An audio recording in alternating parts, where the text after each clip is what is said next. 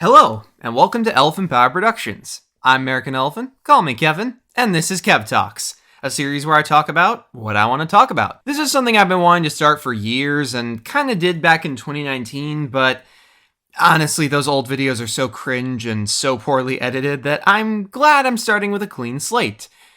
And deleted said videos. But anyway, like I said, this is going to be a video essay series where I talk about topics on my mind related to media, whether it be movies, shows, videos, maybe video games, hell, maybe even books. And for a long time now, I've known exactly which film I want to discuss to kick things off. Captain America: Civil War, a film which won the hearts of many Marvel fans, a film which got great reviews on release, and continues to be heralded as one of the best comic book movies ever made, with interesting characters, amazing acting, fantastical action, great score, and a gripping plot with heroic drama! A film which changed me as a person, and in many ways has defined not only the journey I want to take in life, but the stories I want to tell in the future. I think it's a little overrated. Hear me out! Okay. With that statement being said, don't get it twisted. I love Civil War. I don't as much as I used to, that's for damn sure, but I still love it. I mean, I got the DVD, I got the Steelbook, I got multiple Funko Pops, including more on the way. I got all the Lego sets from 2016, I got some mystery minis. I spent around $100 to $200 on the Civil War event of Avengers Academy, and yes, I 100% regret it, but still. Civil War is one of my faves. It is always a fun watch for me, and I could never hate this film. Hence why I wanted it to be the topic of my first Kev Talks video, because I wanted to discuss something I enjoy. However, my perception of it and opinion that this movie is perfect have drastically changed in the last few years. So bear with me for just a few more minutes. I know you want me to talk about T'Challa, and believe me, I do too, but this next section of the video is important, as it clarifies how I want to go about expressing my opinions for the rest of the series.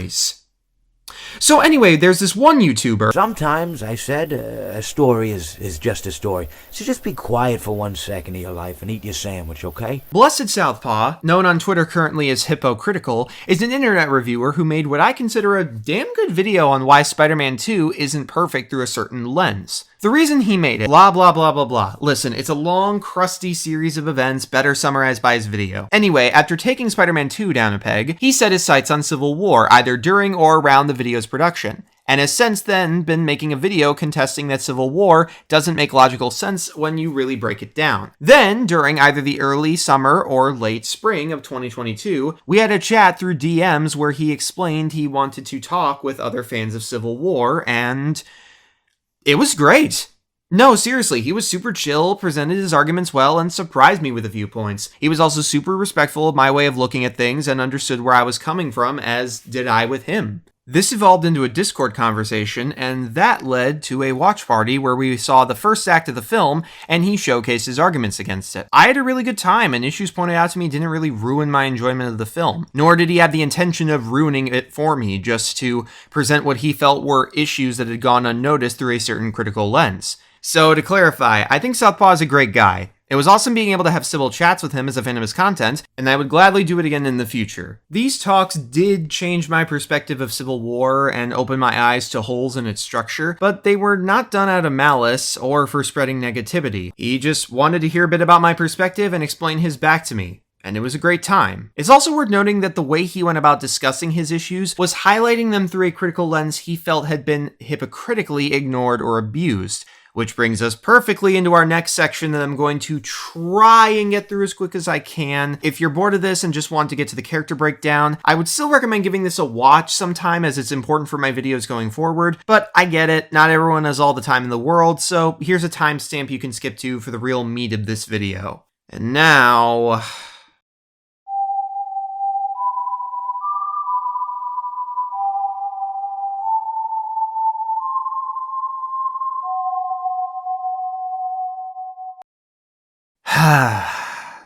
Alright, let's rip the band-aid off.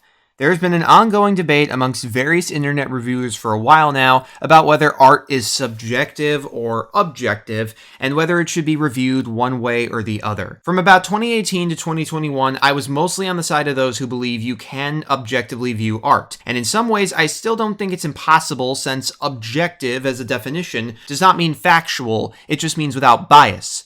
However, my opinions as of late have greatly changed, since 1. What one considers an objective flaw is based on standards that they subjectively set for themselves, and 2. There were some rather uncomfortable reoccurring trends I started to notice among those who claim to be objective critics, mainly with how they treated others who disagreed with them. Also, I tried working with that standard myself for a bit, and as a result got more obsessed with steaming hot takes about things I liked not being good from certain perspectives and etc.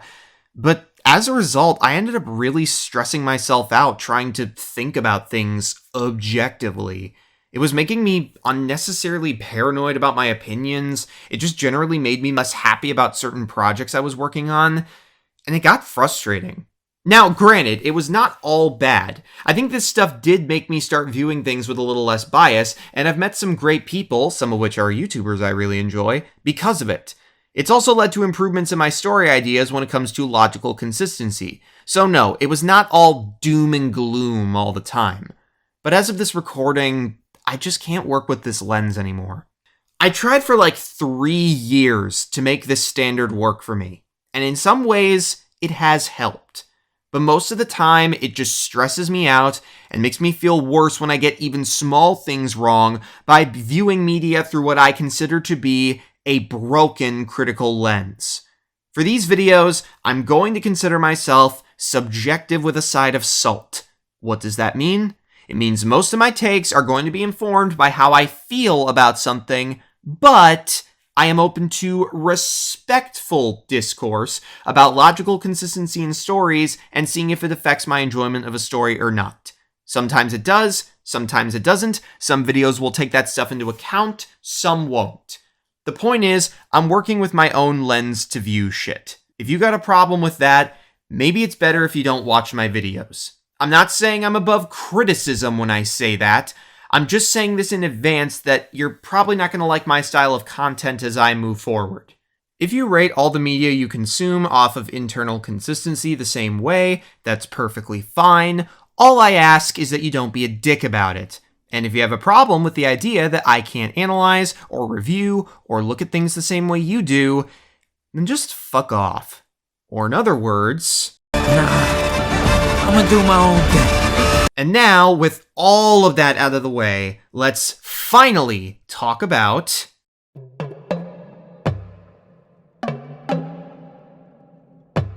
following the Lagos battle with Crossbones and accidental deaths caused by Wanda Maximoff, 11 of which were Wakandans on an outreach mission, the Avengers are given the choice to sign a government-mandated policy called the Sokovia Accords. Now, I could make a whole video on why Team Cap was basically right the entire time, but bottom line is, although these accords suck, out of guilt for basically causing all this with Ultron, Tony's going along with it, as well as Rhodey, Natasha, and Vision. Though Vision's equation about strength inviting challenge should be approached as a case-by-case thing, since several villains were causing trouble regardless of the team's existence. Anywho, after learning about our villain for the film, Zemo, and seeing Peggy's funeral, man is this weird to rewatch post-Multiverse of Madness, we see the summit for the Accords ready to go in Vienna, and finally we're introduced to Prince T'Challa.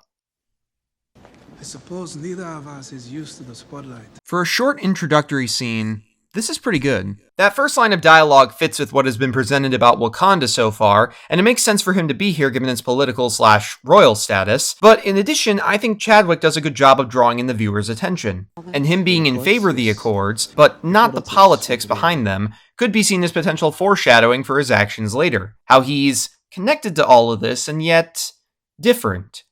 Also, as a fun little detail, this moment of T'Challa and T'Chaka speaking Kosha was put in by the actors, and thus set the language as the main dialect for Wakanda. From here, King T'Chaka explains the death of the Wakandans in Nigeria troubles him, given he now seeks to step out of the shadows following what happened with Ultron taking vibranium from Claw. This talk of shadows and hiding adds an air of mystery to Wakanda, and something that will be very relevant for the rest of this.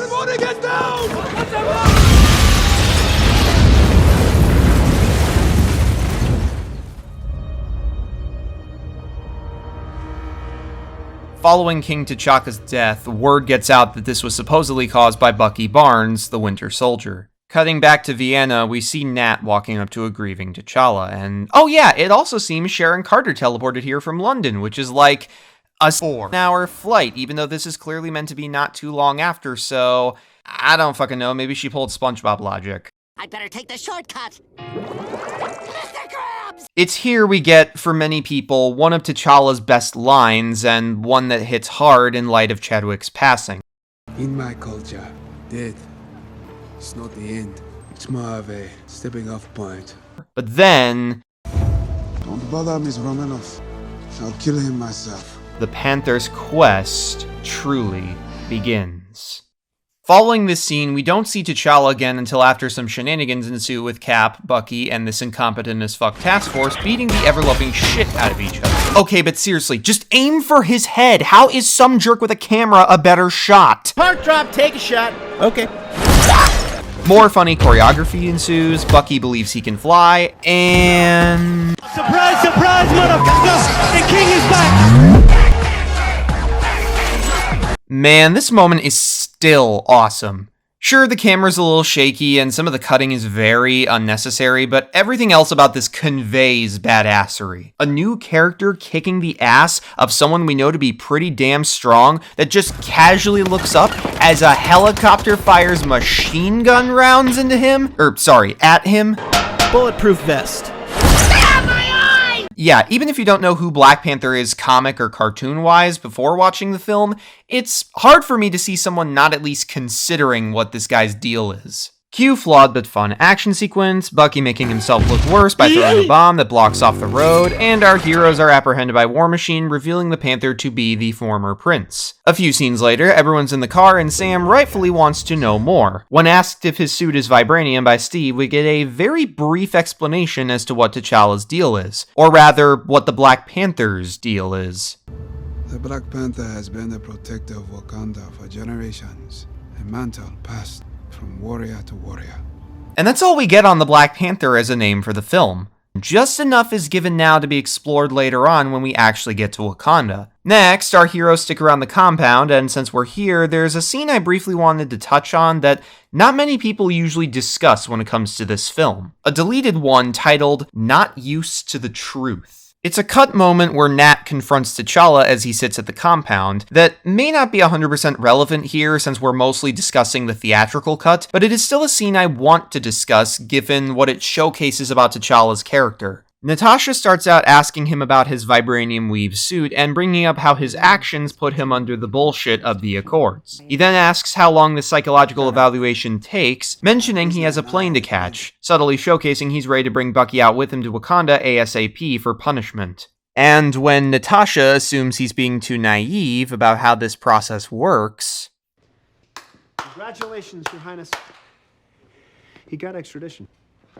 I love the look on T'Challa's face here, just completely unfazed in the slightest. And to top it all off, he gets a great ending line. Yes, Miss Romanoff. I'm sure I have much to learn. While I agree it wasn't 100% necessary to the final cut, I like how it showcases T'Challa's intelligence. Given his quest for revenge in the film, the fact that Wakanda is a secretive country not usually associating with outsiders even before the Solo film, and his actions not too long ago, it's not unreasonable for Natasha to assume he's being naive about how this process works. But what this scene shows us is that 1, Wakanda is more powerful, or at least persuasive, than we know, and 2, T'Challa may have a cloudy perception given his quest for vengeance, he may be believing an assumption that ends up wrong, and he is prone to failure, but he is not an idiot and shouldn't be underestimated. Back in the theatrical cut, Zemo somehow passes as Dr. Broussard, despite not having one of these bastards handy, sets off an EMP, and uses the Russian book to make Bucky go crazy. And the good Lord said, "Arise, my son!" After kicking more ass, a roughly edited fight scene takes place that ends with Natasha in a chokehold, only for His Highness to square up. Even without his suit, he's willing to rush into a fight with Bucky, a guy whose metal arm can overpower a super soldier, or at least could, and take him on in hand-to-hand combat.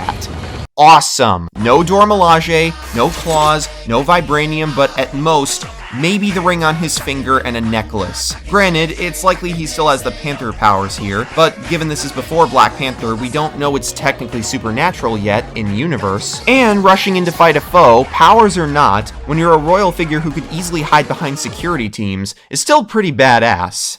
Once again, we don't see T'Challa for a while after this, as Steve, Sam, and Bucky make their escape. While Tony goes to pick up Spider-Man, Nat talks with T'Challa downstairs. Again, more hints are given about Wakanda's power, with the quick mention of the following. Our satellites are running facial, biometric, and behavioral pattern scans. T'Challa's more than confident that he'll find Bucky, and when Nat mentions the likelihood of that given how long it previously took, despite Wakanda's considerable resources, as he puts it, Our resources are considerable. T'Challa quickly catches on that she knows where they are. Skipping ahead to the airport fight, T'Challa is starting to lose his patience when Cap takes him on. Move, Captain. I won't ask a second time.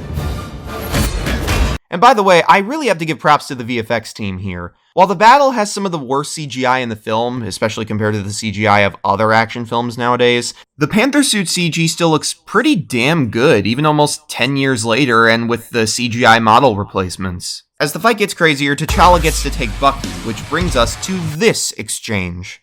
I didn't kill your father. Then why did you run? On the surface, this line is obviously wrong. Yes, T'Challa, why did Bucky run when he had a bunch of armed soldiers trying to kill him? However, it's pretty clear T'Challa is presented as in the wrong when saying this, given what the film has shown so far, and this is clearly being said out of anger. It's a good example of a character not being in the right, but the story knows it, and it doesn't present what he's saying as 100% right. We also get more displaying of the Panther's strength as he pulls Bucky's arm off his neck, which helps make this short exchange even more of a highlight for me. Cue Giant Man and T'Challa continuing his pursuit as Clint keeps him at bay, leading to just one of my favorite shots ever. I love how as T'Challa stands up, the silver on his suit almost looks like it glows white for a second, as well as when his claws come out. While it obviously isn't like a power-up or anything, it's almost like the kinetic energy of the arrows just flowed through those highlights. And to be honest, if they did that, that would have been a cool way to set up the stuff in the next film. I'm Clint. I don't care. Eventually, he gets close to taking down Steve and Bucky, but Natasha's electricity slows him down long enough for the Quinjet to take off. Like clockwork, we don't see T'Challa again for a bit, but we know he at least rats Natasha out for her choice to stop him. Following a quick visit to the raft, Tony goes after Steve and Bucky thanks to information from Sam, with T'Challa not too far behind in a neat stealth jet, and now we finally come to Siberia. It's here, through slinking in the background, that T'Challa learns the truth. You killed innocent people in Vienna just to bring us here. As our two protagonists and main antagonists fight, it leads to one of my top 10 favorite, arguably my number one favorite scene in the entire MCU. I almost killed the wrong man. Ever since I first saw the film in 2016, this has stuck with me. It's nicely shot, it's not shaken up by weird editing like most of the fight sequences in the rest of the movie. The effects are still really good, even if, ignoring the suit, it's just both actors in front of a green screen with fake snow and rocks on the set's grounds. And it serves as the perfect conclusion to T'Challa's story here. He is confronted with the supervillain who murdered his father and others to tear the Avengers apart. If even that, since he walked away from the fight below us to this mountaintop as it started. He saw Cap and Tony mad at each other, and that was enough for him to go outside and listen to the sound of his wife one last time. He unnecessarily killed people, innocent people, just to know the Avengers would fight over it. T'Challa has every reason to kill Zemo. And yet, when he clarifies that this was his goal, This is all he wanted. To see them rip each other apart. Zemo finally explains himself. It was already hinted at earlier, of course, throughout the film, but if it wasn't clear before, this scene nailed the hammer into the coffin. Zemo did this because he lost everyone he cared about in Sokovia. He lost his wife, his son, and his father, despite thinking they'd be safe due to their distance from the city. It took me 2 days until I found their bodies. And the Avengers, they went home. He was driven to revenge out of grief, as was T'Challa. I know. How brave and stunning and bold and new for a video analysis to tell us something that was clearly explained and showcased by the film. I get it. But this is my first, somewhat nicely edited video essay, so A, I wanted to start somewhat simple, and B, you know what? Actually, I just remembered. That simplicity is going to play a part in the video later, so I don't know. Maybe this is kind of an unintentional good thing here. After hearing all this, T'Challa realizes what grief has been driving him towards. He's almost given a reflection of what he's turning into. Now, of course, I am not at all saying that he and Zemo are on the same level of broken man, if you will, given their actions. Far from it. But the connection is there regardless, and upon remembering the fight breaking out amongst the Avengers below, T'Challa truly understands the way revenge can wear down somebody's restraint. Vengeance has consumed you. It's consuming them. I'm done letting it consume me. In the end, with a slow retract of his claws, T'Challa chooses justice over vengeance, and even saves Zemo from killing himself because he knows that punishment must be dealt. He still technically completed his quest, but only after shifting its end goal. Zemo is turned into Everett Ross, and by the end credits, we see our first glimpse of Wakanda's more technological side. A research facility where scientists put Bucky back on ice to fix his head. I was frozen today! Steve thanks the new king for what he's done, and T'Challa says he wants to help at least one victim of all this find peace. The post-credit scene ends on one final note, showing that even if people find out where Bucky is, T'Challa and Wakanda won't go down swinging if they ever come for him. So why does this arc get so much love?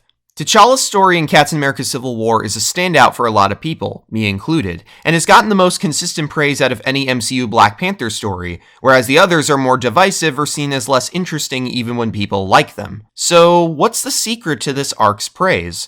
Well, I think it boils down to 3 key elements. 1. Unique motivation.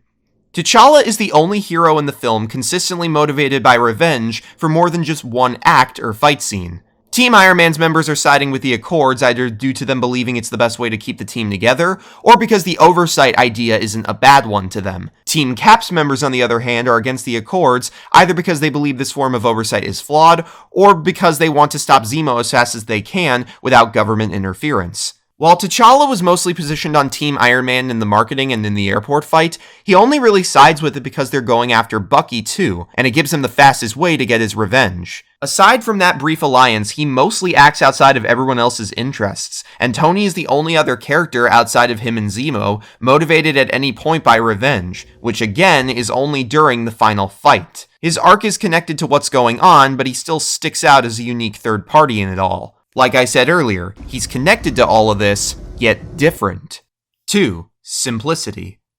The arc T'Challa goes on isn't some groundbreaking new take on vengeance or justice that shatters everything we know about it in storytelling or script writing or whatever, but it doesn't need to be. It's just a cool, badass, nicely told side story going on amidst the chaos in the film. He's not the only character in the film with a motivation that's easy to grasp, of course, but through good character writing, a badass suit, cool fight moments, and a satisfying resolution, its execution elevates itself and makes it feel more special. 3. Perfectly balanced mystery. Since this is T'Challa's first outing in the MCU, I'd say the film does a fantastic job, as I've tried to illustrate, giving audiences just enough information about Wakanda to leave them wanting more, but not too much as to where it's distracting or takes away from T'Challa's storyline, nor to a point where they refuse to explain something about Wakanda that's crucial to the film's plot and leaves holes. By the end of the film, we know a bit more than we did in Age of Ultron, but it's still not much. The film, in my opinion, strikes a perfect balance of telling a complete story for Black Panther, while leaving audiences hungry for more of him in Wakanda by the end. Also, as a final point, T'Challa being as strong and cool as he is, but still vulnerable to things like electricity and bigger, stronger opponents, helps to ground the character and, by extension perhaps, Wakanda a little bit. If you have other reasons for why you think T'Challa's arc in Civil War works so well, feel free to let me know in the comments. But in the broad strokes, these are the main reasons I've been able to grasp, and at the very least, these elements altogether are just some of the many reasons I love Black Panther in the MCU, as well as why I think he is the best character in Captain America Civil War. That's going to do it for this episode. I'm American Elephant, call me Kevin. Thanks for stopping by Elephant Power Productions. Follow me on Twitter if you wish, or my DeviantArt and Wattpad if you want a Power Rangers fanfic. Subscribe if you want more content like this, and I'll see you on the next episode of Kev Talks. Take care, and a mandala and lovu to all of you. You reach out with both hands in Bast, Sekhmet. They lead you into the green belt where you can run forever.